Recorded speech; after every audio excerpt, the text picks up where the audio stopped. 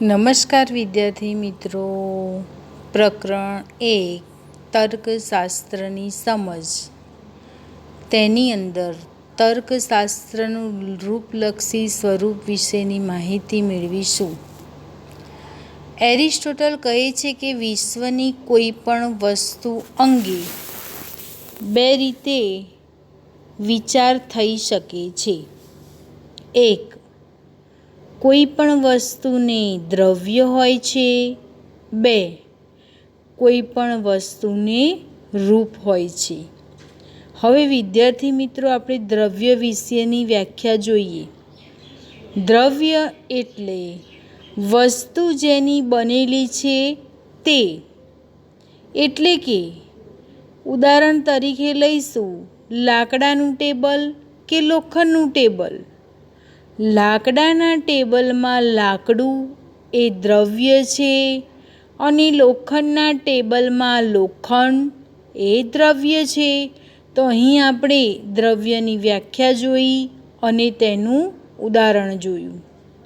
હવે આવે છે રૂપ. દ્રવ્યની દ્રષ્ટિએ અલગ તેવી ઘણી વસ્તુઓમાં જે સમાનપણે રહેલું છે તે રૂપ છે. એટલે કે ઉદાહરણ તરીકે જોઈએ તો લોખંડના અને લાકડાના ટેબલમાં જે સમાનપણે જોવા મળે છે તે ટેબલનું રૂપ છે.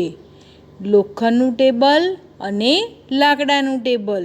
તો આની અંદર તમે જોઈ શકો છો, ટેબલને રૂપ કીધું, લોખંડ અને લાકડાને દ્રવ્ય કીધું. તર્કશાસ્ત્ર રૂપલક્ષી સ્વરૂપનો ખ્યાલ મેળવવા માટે પ્રથમ રૂપ અને દ્રવ્ય વચ્ચેનો ભેદ સમજવો જરૂરી છે. આ ભેદને ધ્યાનમાં રાખીને કવિએ એક પંક્તિ કહી છે: ઘાટ ગળ્યા પછી નામ રૂપ ઝુંઝવા, અંતે તો હેમનું હેમ જ હોય. એટલે કે આપણે સુવર્ણમાંથી જુદા જુદા ઘાટ ઘડીને જુદા જુદા નામ આપીએ છીએ, પરંતુ જો એ જુદા જુદા નામ આપેલી વસ્તુને ઓગાળવામાં આવે તો અંતે તો એવું ને એવું જ સુવર્ણ બની જાય છે. આ પંક્તિમાં દ્રવ્ય અને ગુણ વચ્ચેનો ભેદ સ્પષ્ટ કર્યો છે.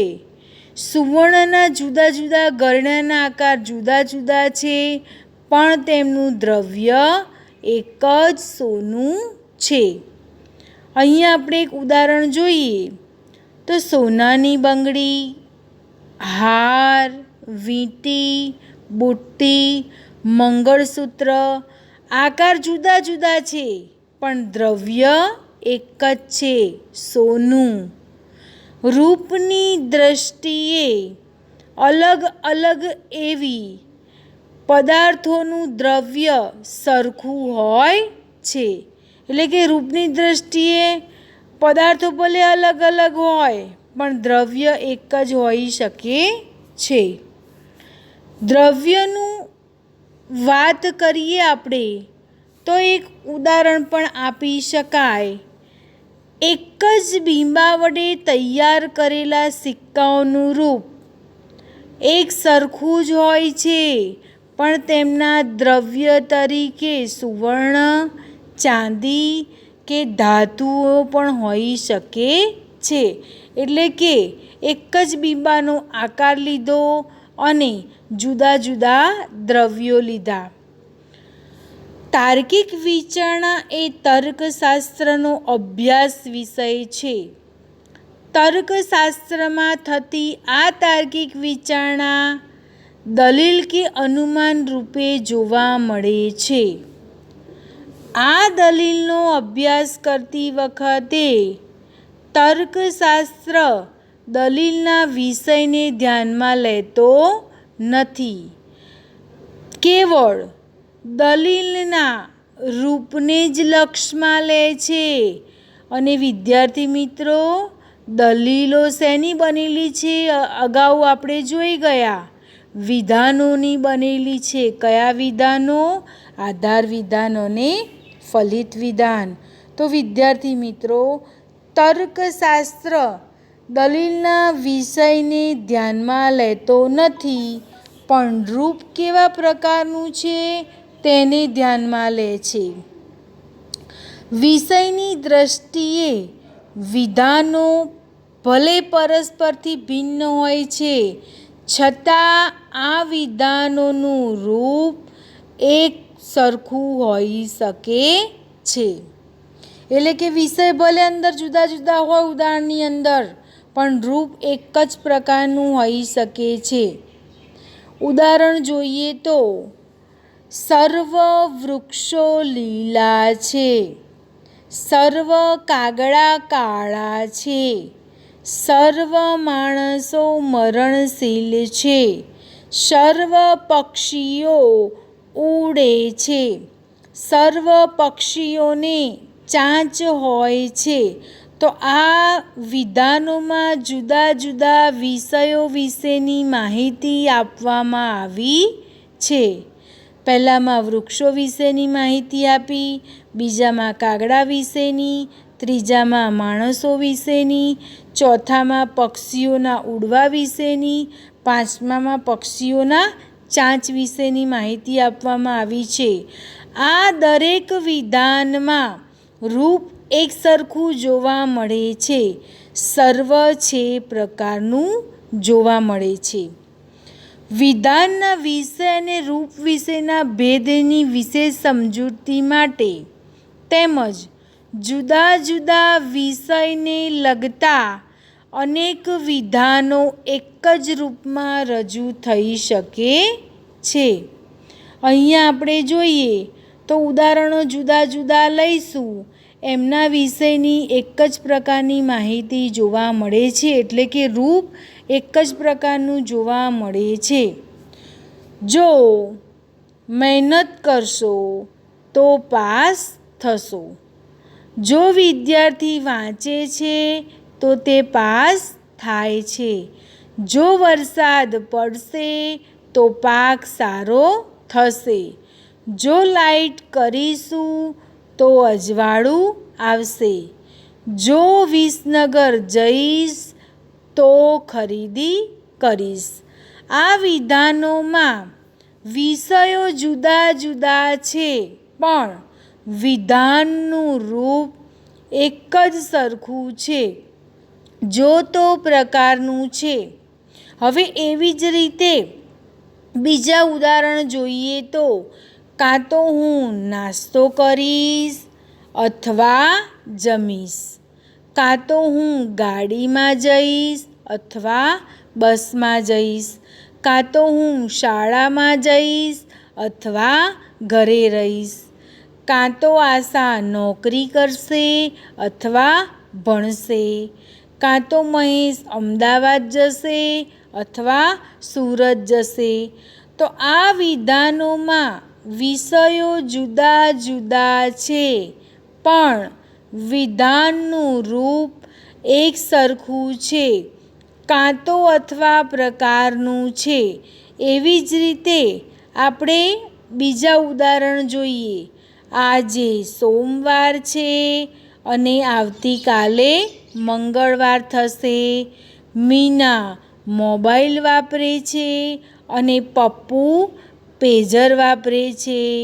આશાબેન શિક્ષક છે અને રેખા વિદ્યાર્થીની છે. ગુરુ ગ્રહ છે અને સપ્તર્ષિ તારો છે. મગન નોકરી કરે છે અને છગન વ્યવસાય કરે છે.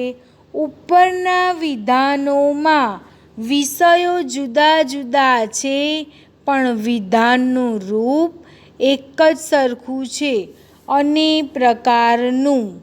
આ બધા જ ઉદાહરણોમાં વિચારણાને વિષય અને વિચારણાનું રૂપ બંને ભિન્ન છે. વિચારણાનો વિષય અને રૂપનો ભેદ સમજાવતા તર્કશાસ્ત્રી લાટા અને મેકબેથ લખે છે, આપણે જે રીતે વિચારીએ છીએ તે વિચારણાનું રૂપ છે અને જેના વિશે વિચારીએ છીએ તે વિચારણાનો વિષય છે. અહીંયા આપણે કહી શકીએ જે રીતે વિચારીએ છીએ એટલે સર્વ વૃક્ષો લીલા છે, એમાં વૃક્ષ વિશે વિચારીએ છીએ અને તે વિચારણાનું રૂપ કહેવામાં આવ્યું. વૃક્ષ વિશે શું વિચાર્યું? વૃક્ષ વિશે લીલાપણાની વિચારણા કરી, એ વિચારણાનો વિષય કહેવામાં આવ્યો. આથી તર્કશાસ્ત્રને આપણે કોના વિશે વિચારીએ છીએ તેની સાથે સંબંધ નથી, પણ આપણે કઈ રીતે વિચારીએ છીએ એટલે કે પ્રમાણભૂત દલીલનું રૂપ કેવું છે એ જ તર્કશાસ્ત્રનો મૂળભૂત પ્રશ્ન છે. એટલે આપણે કઈ રીતે વિચારીએ છીએ એના વિશે તર્કશાસ્ત્રને કોઈ લેવા દેવા નથી. વિધાનોની જેમ દલીલોનું મૂલ્યાંકન કરતી વખતે પણ તર્કશાસ્ત્ર રૂપને જ ધ્યાનમાં લે છે, વિષયને ધ્યાનમાં લેતું નથી. અહીંયા આપણે એક ઉદાહરણ આપીએ, કોનું? તો દલીલનું. હવે આની અંદર તમે જોઈ શકો છો કે આધાર વિધાન અને ફલિત વિધાનનો સમાવેશ થયો છે એટલે દલીલ બની.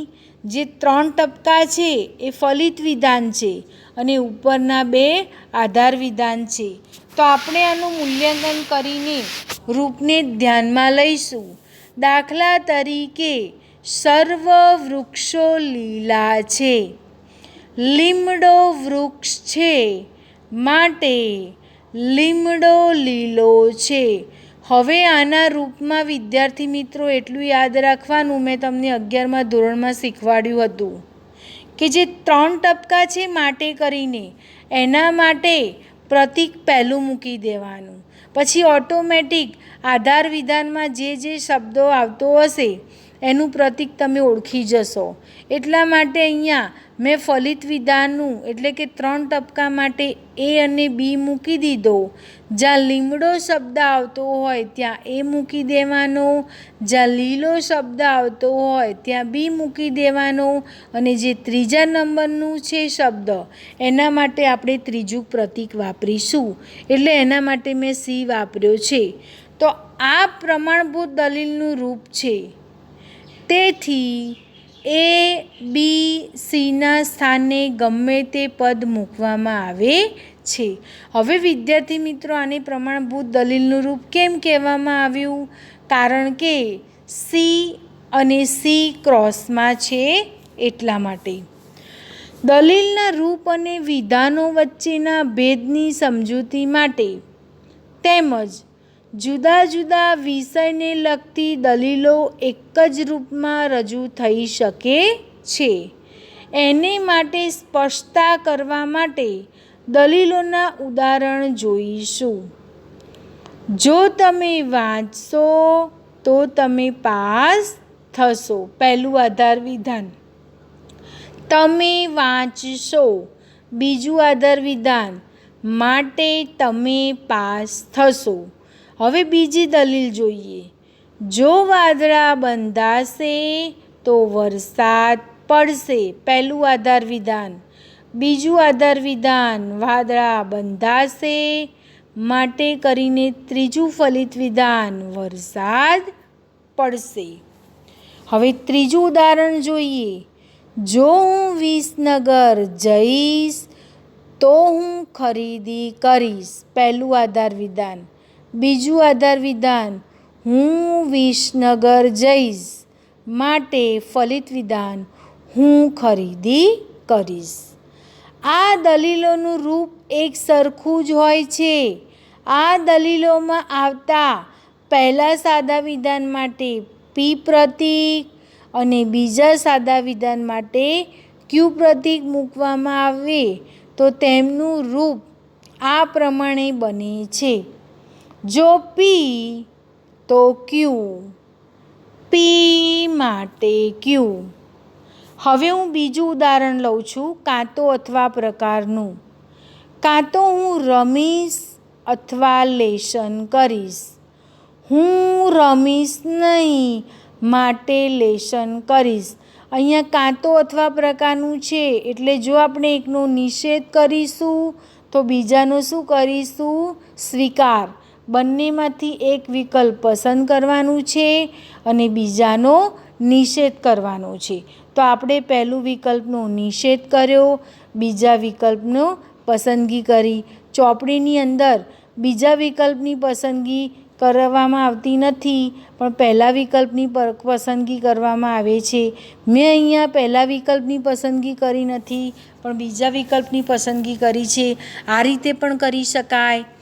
કાં તો મહેશની જીત થશે અથવા તો હાર થશે. મહેશની જીત થશે નહીં, માટે મહેશની હાર થશે.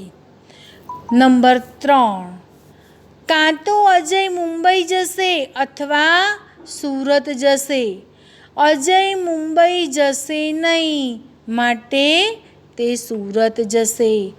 ઉપરની બધી જ દલીલોનું રૂપ એક સરખું છે.